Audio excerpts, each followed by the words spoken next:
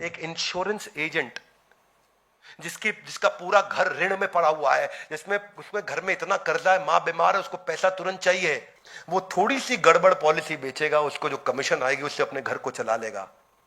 अब उसके लिए कितना मुश्किल है कि मैं इसकी काम की पॉलिसी बेचूंगा तो मेरा घर मर जाएगा, और इसको थोड़ी सी गड़बड़ पॉलिसी बेचूंगा तो मेरा घर चल जाएगा। इसको लूटूं या अपने को बचाऊं, इसको बचाऊं या अपने को लुटवाऊं। आसान नहीं है एथिकल होना हमेशा।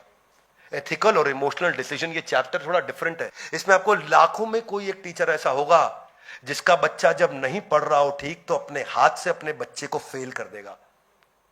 लाखों में कोई ऐसा वाइस चांसलर या चांसलर होगा जो अपने बच्चे के नंबर कम आने पर अपनी ही यूनिवर्सिटी में उसको एडमिशन देने से मना कर देगा। लाखों में कोई ऐसा जज होगा जो अपने बेटे की गलती पे उसको मौत की सजा दे के सुना के पेन को तोड़ देगा, कोई जज नहीं करेगा। लाखों में कोई पुलिस वाला ऐसा होगा जो अपने बेटे की गलती पे अपने बेटे के खिलाफ एफआईआर लिख देगा। अर्जुन के लिए सिचुएशन आसान नहीं थी। लाखों में कोई ऐसा डॉक्टर होगा जो अपने बेटे का ऑपरेशन छोड़ के किसी और अर्जेंट ऑपरेशन को देखने के लिए चला जाएगा। लाखों में कोई ऐसा निर्माता निर्देशक होगा जो अपने बच्चे को लॉन्च करने के लिए की बजाय किसी और के बच्चे को लॉन्च करने चला जाए। लाखों में कोई एक ऐसा पॉलिटिशियन होगा जो अपने बच्चे को टिकट दिलाने की जगह किसी और के बच्चे को टिकट दिलाए। इनके उल्टे उदाहरण तो बहुत मिलेंगे, पर ऐसे उदाहरण, क्योंकि ये नेचुरल है कि आप इमोशन को एथिक्स के ऊपर चूज करते हो, क्योंकि जो आपको अच्छा लगता है या जो सही है उसमें क्या चूज करना है। एक टैक्सी ड्राइवर, आपको पता है यहां से आपको दफ्तर जाने के रोज 500 रुपए लगते हैं, वो एक दिन आपसे 300 मांगता है, आपको मालूम है ये गलती से कम मांग रहा है, तो क्या आप उसको 200 एक्स्ट्रा दोगे? मुश्किल होता है ये डिसीजन। एक रेस्टोरेंट में आपने 5 डिश ऑर्डर करी और गलती से उसने 3 का बिल भेज दिया।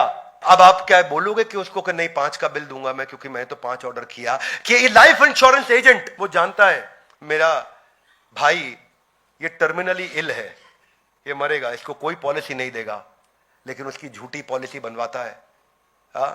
आपका बेस्ट फ्रेंड आपसे एक फेवर मांगता है कि तेरी कंपनी की सीक्रेट मुझको दे दे, तू मेरा दोस्त 20 साल से है और इस कंपनी में केवल 2 साल से है। अब आप फ्रेंड के लिए करोगे या कंपनी के लिए एथिक्स को प्रैक्टिस करोगे? एक एक एक ऐसे पिता जिनका सर्वाइवल पॉसिबल नहीं है और आप कर्जे में हैं, और डॉक्टर कहता है कि आप इनका लाइफ सपोर्ट सिस्टम हटा लो, आपका कर्जा बच जाएगा।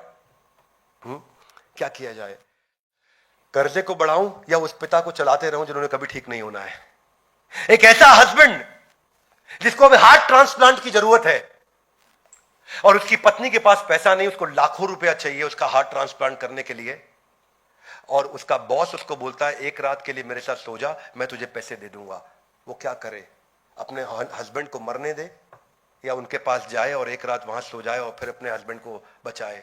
ये डिसीजन टफ होते हैं। क्या मेरी बात समझ आ रही है? स्नो, हाँ, एक दोस्त आपका किसी को एक्सीडेंट में मार आता है और आपको अगले दिन पता चलता है कि किसी और को पकड़ लिया गया हत्या के आरोप में, क्योंकि जिस आदमी को ये मार के आया उसकी डेथ हो गई।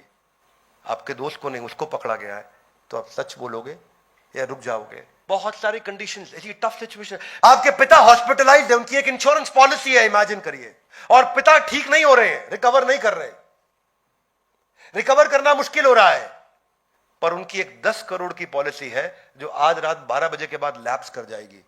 लाइफ इंश्योरेंस पॉलिसी है, आज रात 12 बजे से पहले वो मर गए तो 10 करोड़ आपको मिल जाएंगे। आप अपना करियर बचा सकते हो, या आप उनको बचाने में लग गए और रात को 12 पार कर गया तो वो 10 करोड़ हाथ से निकल गए। अब क्या करोगे? 10 करोड़ लोगे या पिता को बचाओगे? अर्जुन की सिचुएशन इजी नहीं थी, पर ये सब डिसीजंस लेने के लिए भगवत गीता में सिखाया गया है कि वैल्यूज जब सामने होना आपके क्लियर तो डिसीजन लेना इजी है, और जब वैल्यूज नहीं है, वैल्यूएबल्स आपके सामने हो तो डिसीजन लेना मुश्किल है। क्या मेरी बात समझ आ रही है? पहले ईमानदारी, बाद में दुकानदारी। जब भगवत गीता पढ़ लेगा व्यक्ति तो उसको कोई हरा नहीं सकता दुनिया में। मोरालिटी स्ट्रैटेजी नहीं है, इंटेग्रिटी सिचुएशनल नहीं है कि मैं ईमानदारी को सिचुएशन के हिसाब से यूज करूं, स्ट्रैटेजी के हिसाब से यूज करूं, अपने फायदे के लिए ईमानदारी का इस्तेमाल करूं। It is better to deserve an honour and not receive it rather than receiving the badge of honour without deserving it. तो मैं ये कहना चाहता हूं कि देखिए, एथिक्स को लोग प्रैक्टिस करते हैं, लेकिन तभी प्रैक्टिस करते हैं जब वो आसान होता है। देखिए इट इज एथिकल होना वो नहीं है कि when you are doing the right thing when there is no choice.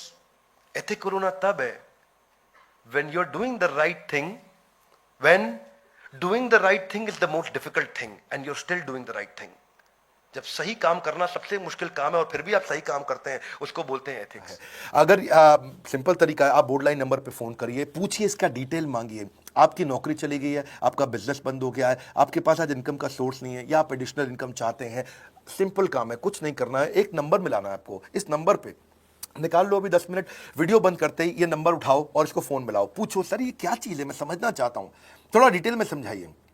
क्या मुझे आपको पैसा देना पड़ेगा? पूछिए, ऐसा आप आकर के पूछिए कितना पैसा लगेगा। सी लगता था पहले 1,20,000 रुपया हम एक आईबीसी से लेते थे, उसका एंट्री टिकट था, आज हमने उसको लगभग ना के बराबर कर दिया है। जिंदगी में सबसे बड़ी सफलता एक ही चीज से मिलती है, डिसीजन। एक डिसीजन ले लो, अभी बात करके पूरी इंफॉर्मेशन लो।